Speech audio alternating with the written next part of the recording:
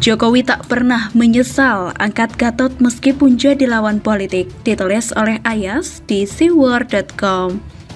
Sebagai mantan seorang jenderal, mantan menteri, politisi senior, ketua umum partai, Presiden Indonesia 2 periode, ternyata tidak membuat SBY matang dan bisa bersikap dewasa dalam berpolitik. Reaksi-reaksi yang diperlihatkan SBY menunjukkan kalau dirinya baperan, manja, suka mengeluh, pamrih, dan sederet sikap yang sebenarnya tidak layak disandang oleh mantan Presiden Indonesia 2 periode. SBY merasa marah melihat Muldoko, mantan Panglima TNI yang diangkat olehnya berhasil mengakuisisi Demokrat dari anaknya, AHY, lewat KLB Demokrat. Dengan penuh pamrih, SBY mengungkit-ungkit jasa masa lalu terhadap Muldoko yang telah mengangkatnya menjadi Panglima TNI. SBY mengaku menyesal dan bersalah memberikan jabatan Panglima TNI kepada Muldoko saat dirinya menjabat jadi presiden. Merasa bersalah karena orang yang telah diberi kebaikan justru menusuknya dari belakang. Pernyataan ini jelas semakin membuat masyarakat muak dengan SBY. Dalam politik, hal tersebut wajar terjadi. Kawan bisa menjadi lawan, lawan bisa menjadi kawan. SBY sepertinya tidak paham soal begituan di politik. SBY nampak seperti paling bersih di dunia politik. Tidak hanya SBY yang punya pengalaman seperti itu, pengalaman mengangkat orang jadi Panglima TNI, tapi di kemudian hari, orang tersebut menjadi musuh juga dialami oleh Jokowi. Bahkan orang tersebut berpotensi mengkudeta Jokowi dari kursi presiden saat mendirikan Kami. Presiden Jokowi resmi melantik Jenderal TNI Gatot Nurmantio sebagai Panglima TNI menggantikan Jenderal Muldoko yang telah memasuki masa pensiun pada hari Rabu 8 Juli 2015. Saat itu, Gatot dianggap memiliki pemikiran dan konsep untuk memperkuat sejumlah program unggulan pemerintahan. Bahkan beberapa program tersebut telah diimplementasikan oleh internal TNI Angkatan Darat dengan jejaring teritorialnya. Sejak diangkat menjadi Panglima TNI, nama Gatot semakin populer. Lebih-lebih ketika kasus penistaan agama yang menjerat Ahok menjadi trending topik. Saat aksi 411 pada November 2016, sikap Gatot cenderung berbeda dengan Kapolri. Kapolri Jenderal Polisi Tito Karnavian saat itu mengingatkan agar mewaspadai kelompok garis keras yang akan ikut atau memanfaatkan aksi 411. Namun, sikap Gatot justru lebih dingin. Dia tidak mempersoalkan unjuk rasa itu karena ia percaya ulama dan umat Islam memegang teguh kesatuan dan persatuan. Pada aksi 212 pada acara ILC, Gatot menyatakan tersinggung jika aksi bela Islam dianggap sebagai upaya makar. Ia berdalih, salah satu pendukung utama kemerdekaan Indonesia adalah peran umat dan ulama. Tanpa itu, mustahil kemerdekaan akan tercapai saat itu. Gatot juga menyebut di depan purnawirawan perwira tinggi tentang adanya impor ilegal 5.000 senjata api. Setelah pernyataan itu, beberapa pejabat terkait memberikan pernyataan, mulai dari Menko Polhukam Wiranto, Menteri Pertahanan Ria Mizard Ria Judo, Kapolri Tito Karnavian, Komandan Brimob Irjen Polisi Murad Ismail, dan Wakapolri Komjen Polisi Syafruddin. Pernyataan yang disampaikan berbeda dengan pernyataan Gatot. Gelagat pengkhianatan Gatot mulai kentara sekali. Dia seperti hanya ingin memperburuk citra Presiden Jokowi saja. Akhirnya, pada tanggal 8 Desember 2017, Presiden Jokowi melantik Marsikal Hadi Cahyanto sebagai Panglima TNI, menggantikan Jenderal Gatot. Hal ini lantaran Jenderal Gatot Nurmantio akan memasuki masa pensiun per 1 April 2018. Itu berarti Jenderal Gatot masih memiliki waktu sekitar 4 bulan sebelum habis masa pensiun. Setelah lengser dari jabatan Panglima, gelagat pengkhianatan Gatot makin terlihat. Dia terus menunjukkan sikap perlawanan kepada Presiden Jokowi. Dia terus melakukan safari politik berharap bisa maju menjadi Capres 2019. Namun, sayang belum ada partai yang bersedia mengusungnya.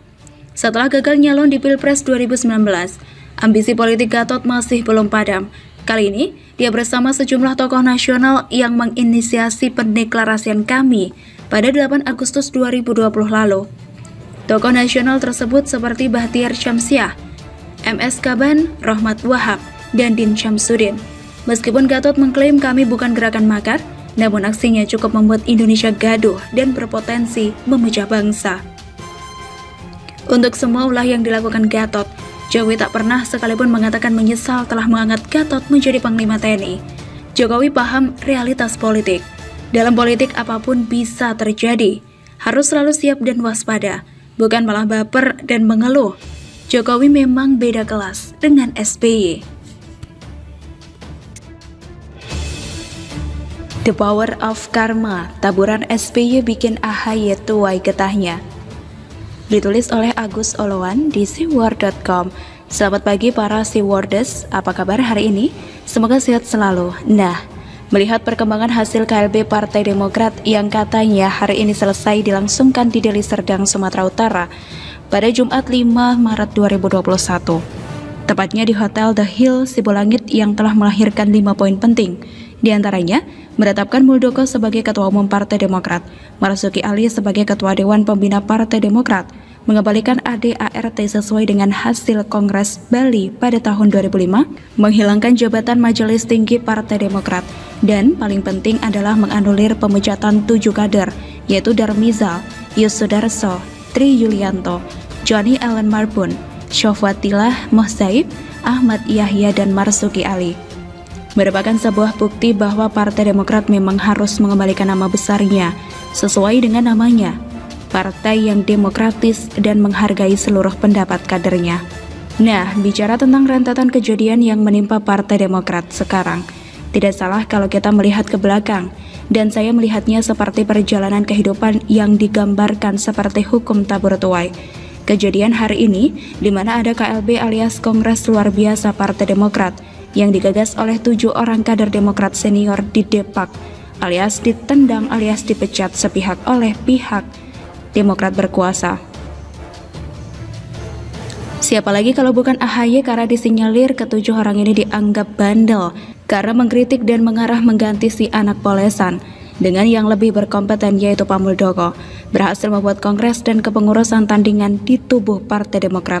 Kejadian hari inilah yang kita sebut buah dari karma, dari apa yang pernah diperbuat oleh SBY terhadap Partai PKB, dengan adanya dualisme di mana almarhum Gus Dur harus tersingkir oleh KLB, tandingan yang disinyalir diotaki oleh SBY dengan meminjam tangan orang dalam PKB. Pun sewaktu penyerangan DPP PDI Perjuangan disinyalir ada juga peran SBY yang paling nyata karma atas apa yang dialami oleh AHY, di mana dirinya kini punya ketua tandingan, adalah kala SBY dengan nyata-nyatanya melengsarkan Anas Urbaningrum melalui KLB Bali di tahun 2013 seperti yang dibuka oleh Johnny Allen Marbun, salah satu inisiator terwujudnya KLB yang memilih Muldoko dan Marzuki Ali sebagai bagian penting kepengurusan partai berlambang Mercy ini. Saat menceritakan bagaimana hukum karma ini terjadi pada diri SBY yang kini menikam AHY, anaknya, saya sambil mendengarkan lagu lawas, tembang yang pernah hits oleh Panbers berjudul Roda Pedati. Lirik lagu-lagu ini pas menggambarkan bagaimana suasana yang dialami oleh SBY dan AHY. Hidup ini silih berganti, tak satupun yang abadi, dunia kan selalu berputar, tiada kan berhenti. Semua tunas akan tumbuh bersemi dan berkembang setelah tua, akan punah ditelan alam. Nasib manusia pun begitu, tiada akan menentu. Berganti warna, berganti rupa, tiada yang kekal. Hidup ini silih berganti, tiada yang abadi. Semuanya akan berputar bagaikan roda pedati. Nasib manusia pun begitu, tiada akan menentu. Berganti warna, berganti rupa, tiada yang kekal. La la la la la la. Begitulah lirik lagu Panbers yang pas menggambarkan bagaimana suasana hidup kita, pun yang dialami oleh Partai Demokrat versi SBY yang tetap menggendong anaknya untuk jadi ketua umum padahal belum saatnya atau dipaksakan atau dikarbit sedemikian rupa sehingga menimbulkan perlawanan dari pihak-pihak atau kader-kader yang berjuang dari bawah hingga bisa membawa Partai Demokrat besar seperti sekarang. AHY yang tidak pernah mencicipi karir dari bawah sebagai pengurus Partai Demokrat, tiba-tiba sudah berada di puncak tertinggi kedudukan sebagai Partai Demokrat dengan jabatan ketua umum tanpa merasakan pahit getirnya. Bagaimana asam garamnya menjadi pengurus partai hanya karena citra seorang SBY. Jadi, SBY mungkin sangat cocok untuk menyanyikan lagu ini sebagai pelipur lara, sehingga sadar dan mengakui kekilafannya menjadikan Partai Demokrat partainya keluarga Cikeas. Usai Ketua Umum Partai Demokrat tandingan Muldoko menyatakan bersedia membuka diri untuk seluruh kader partai, maka disinilah tergambar bagaimana dan apa arti Partai Demokrat yang sebenarnya. Mengembalikan marwah Partai Demokrat adalah suatu keharusan, sebab menurut Muldoko kekuatan seorang panglima ada di pundak para kader partai. Panglima tidak ada artinya kalau tidak memiliki kader yang tangguh. Agar kader tetap tangguh, sambung Muldoko, Seorang pemimpin atau panglima harus mau turun ke tingkat ranting, bukan membuat sekat dengan para kader partai. Itulah pemimpin memberikan kekuatan, energi yang luar biasa kepada bawahannya, bukan malah mengecilkan bawahannya, ujar Muldoko dalam pidato perdananya di KLB Deli Serdang, Jumat 5 Maret 2021.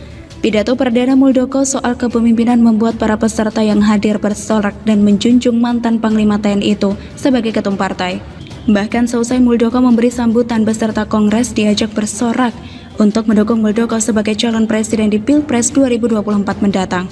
5 kali, Muldoko presiden 2024, teriak salah satu peserta Kongres. Jenderal TNI Purnawirawan Muldoko dipilih sebagai ketua partai periode 2021-2025 melalui voting di KLB Partai Demokrat tandingan di Deli Serdang. Selain Muldoko, ada nama Marzuki Ali yang dicalonkan sebagai ketum partai. Setelah itu KLB Partai Demokrat tandingan menetapkan Marzuki Ali sebagai Ketua Dewan Pertimbangan Partai. Hasil ini tentunya membuat AHY meradang dan meratapi nasib. Sementara SBY sibuk membuat narasi-narasi sendiri. Sadar apa tidak bahwa ini adalah sebuah karma setelah apa yang pernah dia perbuat. Karma adalah konsep aksi atau perbuatan yang dalam agama Hindu dan agama Buddha yang menyebabkan seluruh siklus kausalitas atau yaitu siklus yang disebut samsara. Konsep ini berasal dari India kuno dan dijaga kelestariannya di filsafat Hindu, Jain, Sikh, dan Buddhisme. Dalam konsep karma, semua yang dialami manusia adalah hasil dari tindakan kehidupan masa lalu dan sekarang. Efek karma dari semua perbuatan dipandang sebagai aktif membentuk masa lalu, sekarang, dan pengalaman masa depan. Hasil atau buah dan tindakan disebut karma pala. Inikah karma pala Cikeas? Begitulah kura-kura.